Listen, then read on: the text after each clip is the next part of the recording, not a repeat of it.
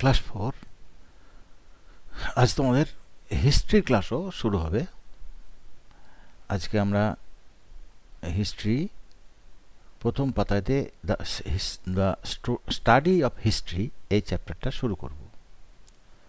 তো তোমরা এটা ভালো করে শোনো, শুনে নিয়ে আবার নিজেরা পড়বে। নিজেরা পড়ে কি বুঝতে পারছো না পারছো সেটা বুঝতে পারবে, যে কি বুঝতে পারলে। একদিনে তো সবটা হবে না, আমি যতটা পারি আজকে তোমাদের পড়াচ্ছি, এরপরে প্রশ্ন উত্তর হবে। তোমরা এটা পড়বে, পড়ার পরে এই প্রশ্নের এতে মানে পাতায় যাবে, অর্থাৎ এক্সারসাইজ যেখানে দেয়া আছে সেখানে গিয়ে দেখবে যে যেটুকু অংশ পড়া হলো তার সঙ্গে কি কি প্রশ্ন ম্যাচ করছে, তাহলে সেই প্রশ্নগুলোর উত্তর করার চেষ্টা করবে। তাহলে তোমাদের নিজেদেরও কিছুটা সুবিধা হবে, মানে শিখতে সুবিধা হবে আর কি। হ্যাঁ, বেশ, তো চলো আমরা যাই।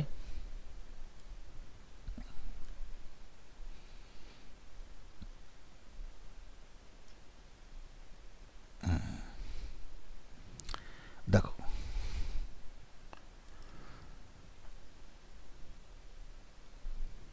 দ্য স্টাডি অফ হিস্ট্রি মানে হিস্ট্রির অধ্যয়ন বা হিস্ট্রির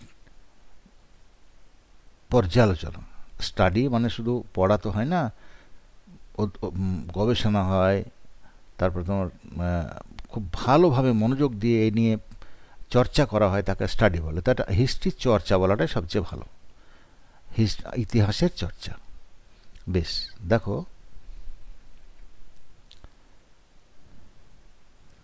আমরা প্রথমে we know that history is the story of our past. History হলো আমাদের অতীতের গল্প। হ্যাঁ, হিস্ট্রি হলো আমাদের অতীতের গল্প। হ্যাঁ, অতীত মানে যেটা যে দিন চলে গিয়েছে তার গল্প।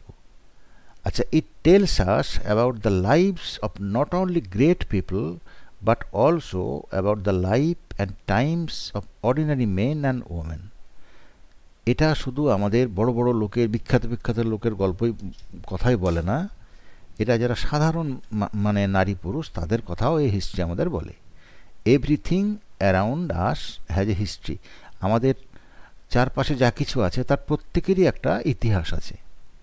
Historians look for clues to study and understand history.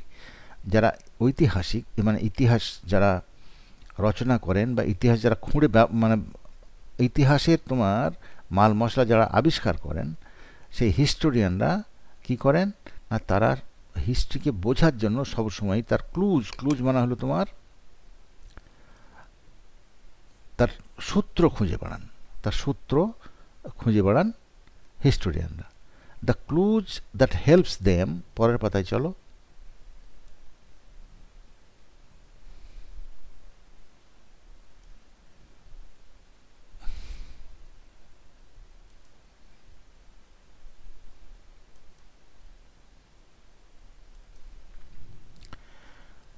The clues to understand history are called sources of history. ওই ক্লুজগুলোকে বলে তোমার হিস্ট্রি বোঝার জন্য যে ক্লুজ দরকার হয় সেই ক্লুজগুলোকে বলা হয় সোর্সেস। সোর্সেস মানে উৎস, উৎস বলা হয়, ইতিহাসের উৎস।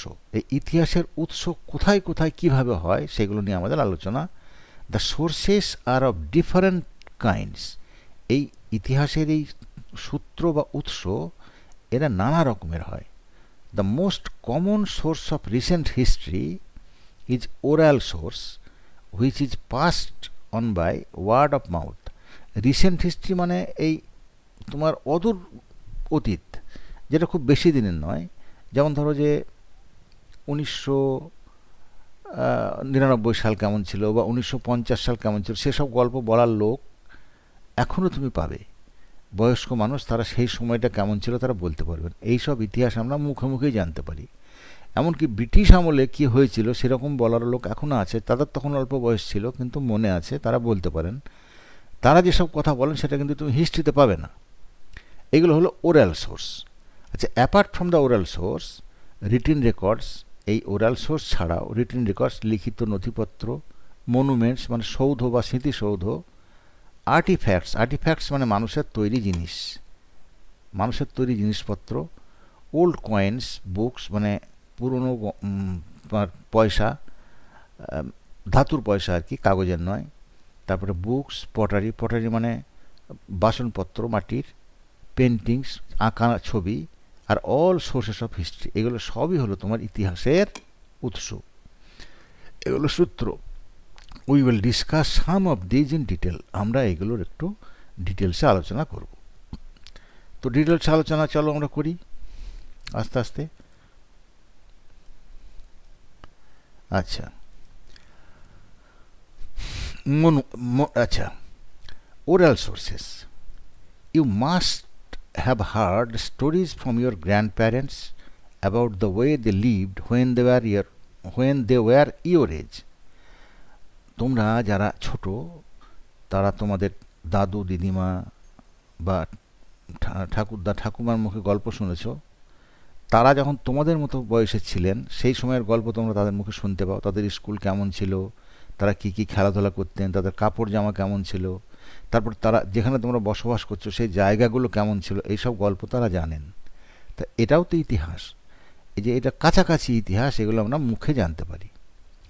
সাম old stories, songs, poems and folk tales told by your grandparents to your parents. তেমনি কিছু কিছু তোমার পুরনো গল্প, গান, কবিতা এবং তোমার ফোক টেলস মানে হলো তোমার লোককথা মানে যাকে আমরা আমাদের গ্রাম অঞ্চলে বলবো কেচ্ছা কাহিনী বলে, সেইগুলো মানে এইগুলো সব তোমার যারা দাদু দিদিমা বা ঠাকুরদা তারা তোমার বাবাদেরকে এসব গল্প শুনিয়েছিলেন। এবং তোমার বাবা বা মা আবার এই গল্পগুলোই আবার কি করেছেন না, your parents would have been passed down to you, এবং সেগুলো আবার তোমাদের কাছে চলে এসেছে তোমার বাবা মায়ের মুখ থেকে। These are known as oral source of history, এইগুলোই হলো তোমার ইতিহাসের মৌখিক উৎস, মৌখিক সোর্স বা মৌখিক উৎস, বুঝলে। এরপরে এসো, even today some people who had experienced British rule tell us stories which may not be in the history books but are stored in their memory and passed on. এই আজকের সময়েও কিছু কিছু মানুষ এখনো আছেন, বয়স্ক মানুষ, যারা ব্রিটিশ আমল দেখেছেন। তারা ব্রিটিশ সেই সময় সম্পর্কে যেসব গল্পগুলো বলেন তারা, সেগুলো তুমি ইতিহাস বইয়ে পাবে না, হ্যাঁ, কিন্তু তারা সেগুলোকে এখনও তাদের স্মৃতিতে আঁকড়ে রেখেছেন। আচ্ছা, আর একটা সোর্স হলো মনুমেন্টস মানে সৌধ, হ্যাঁ, ঘর বাড়ি, তার স্মৃতিসৌধ, কবরস্থান, মন্দির মসজিদ, এই সমস্ত তোমার গির্জা, এই সমস্ত এগুলোকে বলে মনুমেন্টস। আচ্ছা, old sites and buildings of historical importance such as forts, palaces, minarets are known as monuments. মানে পুরনো জায়গা এবং ঘরবাড়ি যার ঐতিহাসিক গুরুত্ব আছে, যেমন ধরো ফোর্ট মানে দুর্গ, প্যালেস মানে রাজপ্রাসাদ, অ্যান্ড মিনারেটস মানে মিনার, আর নোন অ্যাজ মনুমেন্টস, এইগুলোকে আমরা মনুমেন্টস বা সৌধ বলি। They help us to understand the history of the period in which they are built. এইটা তোমার এইগুলো সাহায্য করে আমাদের, যারা যখন এইসব জিনিসগুলো তৈরি হয়েছে, এইসব বাড়িগুলো তৈরি হয়েছে, এইসব বিল্ডিংগুলো তৈরি হয়েছে, সেই সময়টা ইতিহাস সম্পর্কে আমাদের জানতে বুঝতে এরা আমাদের সাহায্য করে। From these we come to know about the life of people and rulers in those days. আমরা সেই সময়ে আমরা জানতে পারি সেই সময়ের মানুষদের জীবন কেমন ছিল, সে সময়ের যারা রুলার ছিল, শাসক ছিলেন, তাদের জীবন কেমন ছিল, সেগুলো সব আমরা জানতে পারি। আচ্ছা, আর্টিফ্যাক্টস হলো মানুষের তৈরি জিনিস। আচ্ছা, artifacts is an object made by human beings. আমি তো বললাম যে আর্টিফ্যাক্ট এমন যা মানুষ দ্বারা তৈরি। ওল্ড পটারি মানে তোমার পুরনো দিনের বাসনপত্র, মাটির তৈরি হতো, মাটির বা চিনেমাটিরও হতো অল্প স্বল্প, সে সময় চিনেমাটিও ছিল, তাই পটারি মানে বাসনপত্র মাটির। কয়েন্স মানে টাকা, মানে তোমার সিক্কা বলে, বাংলায় তাকে সিক্কি বলে, সেই মেটালের মানে ধাতুর পয়সা, টুলস যন্ত্রপাতি, জুয়েলারি গয়না, টয়েস খেলনা এবং আদার ওই ধরনের জিনিসপত্র যা found after digging at the historical ruins R known as artefacts. আচ্ছা, এগুলো পাওয়া যায় কোথায়? আমরা কোনো মানে ঐতিহাসিক কোনো সৌধ মনে করে জানলাম, যেমন ধরো ওই যে কর্ণ সুবর্ণে তোমরা অনেকে হয়তো দেখেছো যে ওইখানে পুরনো কিছু শশাঙ্কের রাজধানী পাওয়া গিয়েছে। তা সেইটা যখন এটা যারা বের করেন তাদেরকে বলে প্রত্নতত্ত্ববিদ, ইংরেজিতে বলে আর্কিওলজিস্ট আর বাংলায় বলে প্রত্নতত্ত্ববিদ। এরা খুঁড়ে সেখান থেকে হয়তো বের করলেন, কি বের করলেন, মানে কোনো কোনো ঐতিহাসিক ধ্বংসস্তূপ খুঁড়ে যখন এই তোমার পুরনো বাসনপত্র, তারপরে টাকা পয়সা, ধাতুর যন্ত্রপাতি, গয়না, তারপরে পুতুল, এসব জিনিস, খেলনা আর কি, এসব জিনিসগুলো যখন পাওয়া যায় তখন এইগুলোর থেকে আমরা they form an important source of history. তারা একটা হিস্ট্রির একটা গুরুত্বপূর্ণ সূত্রের একটা তোমার একটা তৈরি করে, সোর্স তৈরি করে, গুরুত্বপূর্ণ তোমার একটা গুরুত্বপূর্ণ হয়ে ওঠে। এই ইতিহাসের সোর্স হিসাবে এইসব জিনিসগুলো খুব গুরুত্বপূর্ণ হয়ে ওঠে। আচ্ছা, পরের পাতায় চলো, কি আছে দেখি।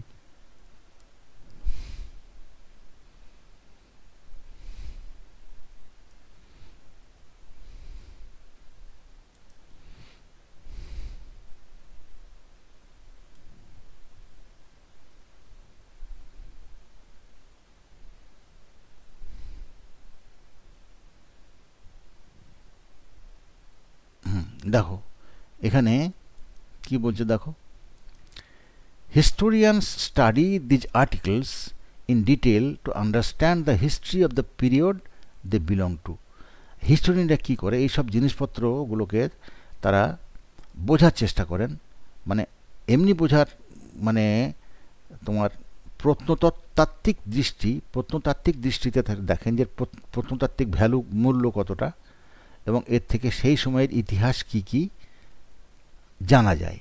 তারা এটা নিয়ে স্টাডি করেন, তারা গবেষণা করেন এবং সেটা খুঁজে বের করেন যে এই সময়ের এইসব জিনিস থেকে কি জানা যেতে পারে। Old pottery and jewellery tell us about the designs and colours used by the people in those days. আমরা এই যে পুরনো বাসনপত্র এবং গয়নাগাটি থেকে জানতে পারি যে সেই সময়ের মানুষরা কী ধরনের ডিজাইন পছন্দ করতেন বা কী ধরনের ডিজাইন করতে সক্ষম ছিলেন এবং কী ধরনের রং তারা ব্যবহার করতেন সেই সময়ের মানুষেরা, এটা আমরা জানতে পারি। As well as the craft, এবং তাদের হস্তশিল্পই বা কীরকম ছিল। Coins and tools give information about the kind of material people used for making these articles. আচ্ছা, যন্ত্রপাতি এবং টাকা, ওই সিক্কা আর কি, এইসবগুলো তো ধাতুর তৈরি হতো, তো সেটার থেকে আমরা জানতে পারি যে সেই সময়ের মানুষেরা কী ধরনের ধাতু ব্যবহার করতেন যন্ত্রপাতি তৈরিতে এবং এই পয়সা তৈরিতে কী ধরনের ধাতু ব্যবহার করতেন। For example, the people in early days use shapeless piece of metal as coins. আগেকার দিনের মানুষ, আমাদের যেমন এখনকার যে কয়েনগুলো হয় গোল, কত সুন্দর, তাতে ছবি থাকে, নানা রকম ডিজাইন থাকে, কিন্তু তখন একটা এবড়ো খেবড়ো টাইপের একটা তোমার রূপোর ধাতুর টুকরো, সেটাকেই কয়েন হিসাবে বা পয়সা হিসাবে ব্যবহার করা হতো। আচ্ছা, toys tell us about a variety of things which people use in their daily life such as bullock carts etcetera. আচ্ছা, খেলনা, যেমন ধরো আমরা খেলনা থেকে বুঝতে পারি সে সময়ে আমরা কি কি জিনিস ব্যবহার করতাম। যেমন ধরো মোটর গাড়ি, এখন তোমরা ছোটো মোটর গাড়ি খেলনার পাও, তারপরে ছোট্ট বানর পাও, ছোট্ট একটা হয়তো পাখি, টিয়া পাখি পাও। এইসব দেখে আমরা যখন এই পৃথিবীর পর আমরা তো অতীত হয়ে যাবো একদিন, তখন যারা আসবে তারা যখন এইসব জিনিসগুলো খুঁজে পাবে তখন তারা বুঝতে পারবে যে আমরা এইসব জিনিসগুলো ব্যবহার করতাম। মানে বাস ছিল, গাড়ি ছিল, টেলিভিশন ছিল, এইসব খেলনার মধ্যে এগুলো আমরা আছে। তো তেমনি তখনকার দিনের খেলনা কী ধরনের ছিল, সেই সব খেলনা দেখে আমরা বুঝতে পারি যে আসল জিনিস তখন কী ছিল। যেমন এই যে বুলক কার্টস, মানে গরুর গাড়ির একটা খেলনা পাওয়া গিয়েছে, তাতে কি বোঝা যাচ্ছে যে সে সময় গরুর গাড়ি ছিল। বুঝতে পেরেছ? আচ্ছা, artefacts are an important source of history. মানুষের তৈরি জিনিসপত্র একটা ইতিহাসের একটা গুরুত্বপূর্ণ তোমার সূত্র বা উৎস। This clues help us to build a sequence of events that took place in the certain historical period. এটা হয় কি এর দ্বারা তোমার একটা ঐতিহাসিক মানে কি বলবো তোমার পর্যায়ক্রম, যে কোন ঘটনার পরে কি ঘটেছিল, তারপরে কি ঘটেছিল, এর একটা চেন তৈরি করতে সাহায্য করে। সিকোয়েন্স মানে হলো তোমার পর্যায়ক্রম। এটা ঘটনাগুলো এই ঘটনার পর্যায়ক্রম তৈরি করে, যে কোন ঘটনার পরে কোনটা ঘটেছিল, কোন ঘটনার পরে কোন ঘটনা ঘটেছিল, এবং এর থেকে আমরা also gain information about the lives of the people who lived during those days, এবং সেই সময়ের মানুষের জীবনযাত্রা কেমন ছিল সেটাও আমরা জানতে পারি। আচ্ছা, তারপরে এগিয়ে চলার একটুকু। আচ্ছা, এরপরে আসে রিটেন রেকর্ডস। রিটেন রেকর্ডস মানে লিখিত নথি। লিখিত নথি মানে যেগুলো লেখা আছে, যেগুলো লেখায় পাওয়া যায়। যেমন ধরো manuscript, ancient Egyptian writing, old Sanskrit books, এইগুলো পাওয়া গিয়েছিল। এগুলো তোমার এইগুলোকে প্রত্নতাত্ত্বিকরা আবিষ্কার করেছিলেন এইসব জিনিসগুলো। এই যে তোমার এই ম্যানুস্ক্রিপ্ট মানে পাণ্ডুলিপি, মানে হাতে লেখা, কিছু লেখা আছে হাতে লেখা আছে, তাকে বলে পাণ্ডুলিপি। আর এই তোমার সংস্কৃতের তোমার একটা বই। আচ্ছা, দেখো the written records of history are call literary source. এই লেখা যে তোমার লিখিত যে রেকর্ড মানে তথ্য, যে আর কি দলিল, লিখিত যে দলিল, ইতিহাসের যে লিখিত দলিল, তাকে বলা হয় লিটারারি সোর্স। লিটারারি সোর্স মানে লিখিত মানে সূত্র আর কি, লিখিত সূত্র। লিটারারি মানে হলো তোমার শিক্ষা বিষয়ক বা সাহিত্য বিষয়ক, এখানে তা তো বলা যাবে না, এখানে ধরুন লিখিত উৎস। আচ্ছা, old books or documents were sometimes written in the language which are not commonly used today, such as Sanskrit, Hebrew and Latin. আচ্ছা, পুরনো বই বা কোনো নথিপত্র কোনো সময়ে লেখা হয় এমন ভাষায় যে ভাষা এখন আর চালু নেই, যেমন সংস্কৃত ভাষা, হিব্রু ভাষা এবং ল্যাটিন ভাষা। এগুলো আদি ভাষা, মানে একে বলতে পারো তুমি ক্লাসিক ভাষা। এইসব ভাষা এখন আর এগুলোতে লেখা হয় না, খুব পুরনো। সংস্কৃত ভাষায় আমাদের অনেক ধর্মগ্রন্থ আছে, হিব্রু ভাষাতেও বাইবেল ধরো হিব্রু ভাষাতে লেখা আছে, ল্যাটিনেও এরকম বহু পুরনো বই লেখা আছে, বহু বিজ্ঞানের বইও ল্যাটিনে আছে। তোমরা যারা বিজ্ঞান পড়বে তারা দেখবে যে ল্যাটিন ভাষাতে অনেক জিনিসের নাম আছে, ল্যাটিন ভাষায় বিজ্ঞানে সেগুলো ব্যবহৃত হয়। আচ্ছা, তা এই ভাষাগুলো কিন্তু এখন চালু নেই, এটা পুরনো ভাষা। The historians study these writings to know more about the past. কিন্তু হিস্টোরিয়ান যারা, এদের একটা বিদ্যা জানা আছে, তাকে বলে তোমার ডেসিফার করা, এসব লেখাপড়াকে পাঠোদ্ধার করা। এদের একটা এই ধরনের এক ধরনের মানুষ থাকেন যারা এই সমস্ত লিপির পাঠোদ্ধার করেন। তা তারা এই লেখার পাঠোদ্ধার করে এটা পড়ে তারা বুঝতে চেষ্টা করেন সেই সময়টাকে।